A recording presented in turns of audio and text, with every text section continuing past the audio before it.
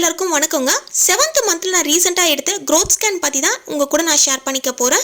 growth scanனா என்னன்னா கருவளர்ச்சி ஸ்கேன்னு சொல்லுவாங்க. கருவுல இருக்கக்கூடிய குழந்தையோட வளர்ச்சியை பார்க்கக்கூடிய ஒரு ஸ்கேனு. இது 28 வாரத்துல இருந்து 32 வாரத்துக்குள்ள எடுக்கக்கூடிய ஒரு ஸ்கேனுங்க.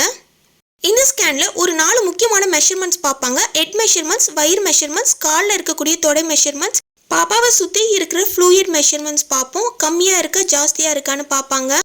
பாப்பாவோட முதுகெலும்பு லெஃப்ட் சைடில் இருக்கா ரைட் சைடில் இருக்கான்னு பார்ப்பாங்க. கழுத்தை சுற்றி கொடி இருக்கான்னு பார்ப்பாங்க. நஞ்சு கொடியோட பொசிஷன் முன்னாடி இருக்கா பின்னாடி இருக்கான்னு பார்ப்பாங்க. கர்ப்பப்பையோட வாய் மெஷர்மெண்ட் சென்டிமீட்டர்ஸ் மெஷர் பண்ணுவோம். ஓப்பன் ஆகிருக்கா க்ளோஸ் ஆகிருக்கான்னு பார்ப்பாங்க. குழந்தையோட ஹார்ட் பீட் எப்படி இருக்குன்னு பார்ப்பாங்க.